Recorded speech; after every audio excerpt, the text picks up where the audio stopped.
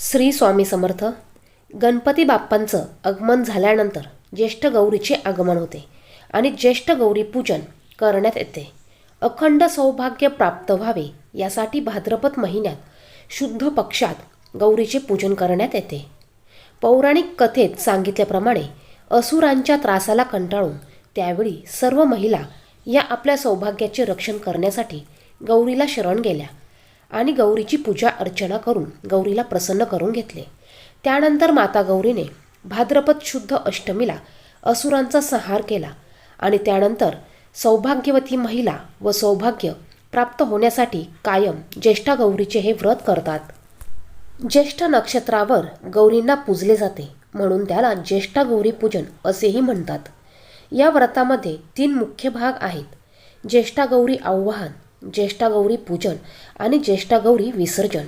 यावर्षी 2023 मध्ये ज्येष्ठा गौरी आवाहन तिथी 21 सप्टेंबर 2023 रोजी आहे आणि याचा शुभ मुहूर्त सकाळी 6:12 पासून ते दुपारी 3:24 असणार आहे. दुसऱ्या दिवशी ज्येष्ठा गौरी पूजन केले जाते. दुसऱ्या दिवशी 22 सप्टेंबर 2023 रोजी ज्येष्ठा गौरी पूजन असणार आहे. याचा शुभ मुहूर्त सकाळी 6:27 पासून ते दुपारी 3:34 असणार आहे. पूजनाचा एकूण अवधी 9 तास आणि 7 मिनिटांचा असणार आहे. ज्येष्ठा गौरी विसर्जन 23 सप्टेंबर 2023 रोजी असणार आहे. याचा मुहूर्त सूर्योदयापासून ते दुपारी 2:55 असणार आहे. आजच्या व्हिडिओमध्ये आपण गौराईंचे आवाहन कसे केले जाते, 3 दिवस त्यांची पूजा कशी केली जाते, याचप्रमाणे नैवेद्य काय दाखविला जातो, या सर्व गोष्टींची माहिती बघणार आहोत. तर तुम्ही अजूनही चॅनलला सबस्क्राईब केलेलं नसेल तर चॅनलला सबस्क्राईब करा आणि बाजूच्या बेल आयकॉनला प्रेस करा. भाद्रपद शुद्ध सप्तमीला अनुराधा नक्षत्रात गौरी आवाहन केले जाते. ती एकटी येत नाही तर त्या दोघी बहिणी येतात म्हणून त्यांना ज्येष्ठा आणि कनिष्ठा गौरी म्हणतात.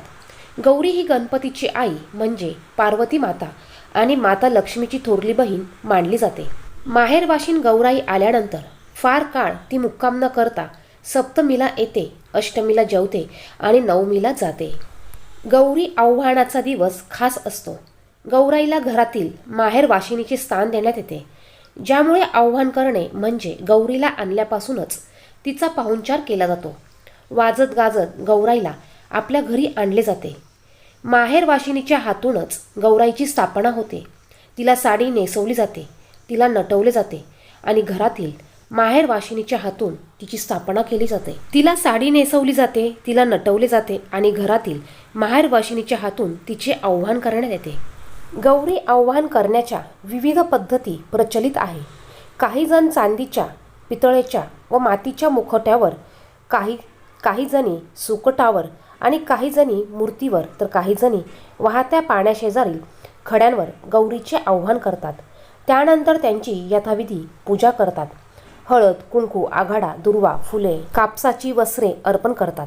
पहिल्या दिवशी शेपूची भाजी व भाकरी, दुसऱ्या दिवशी पुरण, खीर तर तिसऱ्या दिवशी गव्हाल्याची खीर, कानवले, दहीभात असा नैवेद्य करतात. गौराईचे आव्हान हे गौराईच्या आव्हानाच्या शुभ मुहूर्तावर केले जाते. ज्या दिवशी गौराईचे आव्हान असेल त्या दिवशी एका परातीमध्ये तांदळाची किंवा गव्हाची रास घ्यावी. यावर गौराईंचे मुखवटे ठेवावे.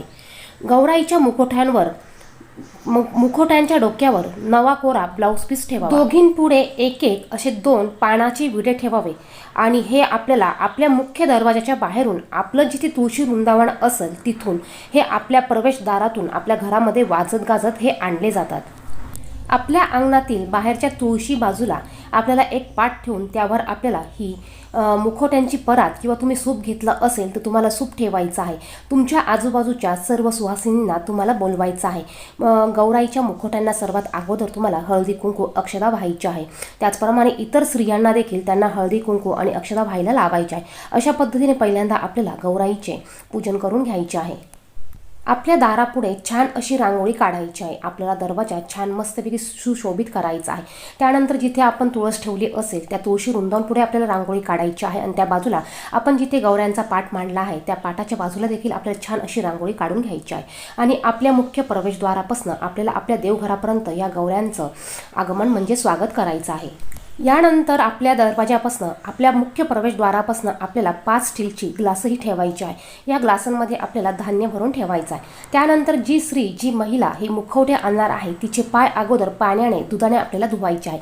पायाला आपल्याला ओल्या कुंकवाने स्वस्तिक काढायचं आहे आणि पायावर हळदी कुंकू आपल्याला व्हायचं आहे। यानंतर हे मुखवटे आपल्याला आपल्या प्रवेशद्वारापासून आपल्या देवघरापर्यंत हे वाजवत गाजवत आणायचे आहे। ते कधीही शांत आपल्याला आणायचे नसतात। यानंतर जसे आपण मुखवटे आणू तसं आपल्याला पुढे कुंकवाने आपल्याला लक्ष्मीची पावलं काढत हे मुखवटे आपल्याला त्यावरून आणायचे आहे। सर्वात अगोदर तुम्हाला लक्ष्मीकडून आपल्याला जे आपण धान्याचे ग्लास ठेवलेले आहेत ते ग्लास आपल्याला पाडत आतमध्ये यायचं आहे। त्यानंतर आपण जिथे लक्ष्मीची पावलं काढलेली आहे त्या ठिकाणी टेकत आपल्याला ही लक्ष्मी हे मुखवटे आपल्याला घरात घेऊन यायचे आहे आणि आणल्यानंतर आपल्याला हे 2 शब्द बोलायचे आहे।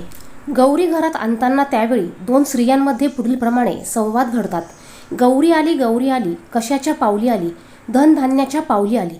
गौरी आली कशाच्या पावली आली, ज्ञान विज्ञानाचे ठसे घेऊन आली।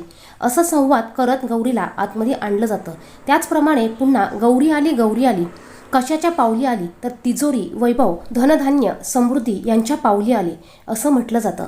यानंतर गौराईंना आपलं देवघर जिथे असेल तिथे बाजूला पाटावर ठेवलं जातं। त्यानंतर ह्या गौराईंना आपलं संपूर्ण घर हे दाखवलं जातं। आपलं जिथे कपाट असेल, आपली जिथे तिजोरी असेल, आपलं बेडरूम असेल, किचन असेल, सर्व घर हे संपूर्ण घर या गौराईंना दाखवलं जातं। आणि धनधान्य समृद्धीत, भरभराटीत, पुत्रपौत्र समृद्धीत सर्व गोष्टींमध्ये वाढ होऊ दे, भरभराटी होऊ दे, घरात सुख समृद्धी नांदू दे असं यांना सांगितलं जातं आणि ह्या गौरांना देवघराच्या बाजूला पाटावर ठेवलं जातं। यानंतर यांना या दिवशी भाजी भाकरीचा म्हणजे शेपूच्या भाजीचा आणि भाकरीचा नैवेद्य दाखविला जातो। त्यानंतर गौरी महालक्ष्मींना उभे करून त्यांना साडी घातली जाते, दागिने घालून त्यांना सजवलं जातं आणि गौरी महालक्ष्मीसमोर काही खेळणे असतील तर ती ठेवली जातात। अशा प्रकारे गौरीचे आव्हान संपन्न केले जाते। गौरीपुढे विविध पदार्थांनी त्याचप्रमाणे खेळण्यांनी सजावट करून त्यांचे आव्हान केले जाते। पहिल्या दिवशी गौरी आव्हान पूर्ण केल्यावर दुसऱ्या दिवशी गौरी पूजन करतात। सकाळी गौरींची पूजा आरती करून बनवलेले फराळ जसे की रव्याचे लाडू, शंकरपाळ्या, करंजी, चकली इत्यादींचा नैवेद्य दाखविला जातो। दुपारी पुरणपोळी 16 भाज्या एकत्र कराव्यात। देव, फळं, आंबाड्याची भाजी, कढी, शेंगदाण्याची चटणी, डाळीची चटणी, पापड, भजी इत्यादी बनवून नैवेद्य दाखवतात। विविध प्रकारची फळे, विविध प्रकारच्या चटण्या, विविध प्रकारचे पदार्थ याचा नैवेद्य महालक्ष्मीला गौराईला दाखविला जातो। ज्याच्या त्याच्या आवडीनुसार वेगवेगळ्या पदार्थ, वेगवेगळ्या प्रकारचे फराळचे, वेगवेगळ्या पदार्थाचे जेवणाचे पदार्थ तयार करून हे दाखविले जातात। या दिवशी सायंकाळी हळदी कुंकवाचा कार्यक्रम ठेवला जातो। महिलांना, मुलींना घरी बोलावून त्यांना हळदी कुंकू दिलं जातं। या दिवशी देवीची खणा नारळाने ओटी भरली जाते। देवीला वेगवेगळ्या प्रकारचा नैवेद्य दाखविला जातो। या दिवशी जागरण केलं जातं। तसंच झिम्मा, फुगडी या प्रकारचे खेळही खेळले जातात। तिसऱ्या दिवशी गौरी विसर्जन केले जाते। या दिवशी गौराईला दही भाताचा नैवेद्य दाखविला जातो। काही ठिकाणी गव्हाच्या खिरीचा, काही ठिकाणी कानवल्यांचा, ज्यांची जशी पद्धत आहे तशी त्या पद्धतीने नैवेद्य दाखविला जातो आणि गौराईंचे विसर्जन केले जाते। या दिवशी सकाळी सुताच्या गाठी पाडाव्यात। त्याच सुतात हळदी, कुंकू, बेल, फळ, झेंडूची पाने, झेंडूची फुले, काशी भोपळा, फूल, रेशमी धागा यांची प्रत्येकी एक गाठ बांधून गाठी तयार कराव्यात। गौरी महालक्ष्मीच्या ओटीत किंवा डोक्यावर ठेवाव्यात आणि नंतर गौरी महालक्ष्मीची आरती करून गुळ आणि गोड शेवयांचा नैवेद्य दाखवावा आणि गौऱ्यांचं विसर्जन करावं। गौराईंची पूजा करताना, आरती करताना, इतर काही गोष्टी करताना आपल्याकडनं काही चुका झाल्या असतील तर त्याच्या आपल्याला माफी मागून गौराईंना पुढच्या वर्षी लवकर येण्याचं आमंत्रण दिलं जातं आणि गौराईंचं अशा पद्धतीने विसर्जन केलं जातं। खड्यांच्या गौराया असतील तर त्यांचं पाण्यामध्ये विसर्जन करावं आणि पाण्यामधून थोडी माती, वाळू घरी आणावी। ही वाळू, माती आपल्या सर्व घरामध्ये पसरवून टाकावी। त्याचप्रमाणे आपल्या घराच्या बाहेर जी झाडं असतील झाडांमध्ये देखील टाकावी। गौरीच्या पूजा दरम्यान आपल्याला माता गौरीचा जप करायचा आहे। त्याचप्रमाणे माता गौरीची कथा देखील ऐकायची आहे, वाचायची आहे आणि इतरांना देखील वाचून दाखवायची आहे। तर अशा पद्धतीने गौराईच्या आव्हानापासून तर गौराईच्या विसर्जनापर्यंत आपल्याला हे कार्यक्रम करायचे असतात। व्हिडिओ आवडला तर व्हिडिओला लाईक करा, चॅनलवर नवीन असाल तर चॅनलला सबस्क्राईब करा।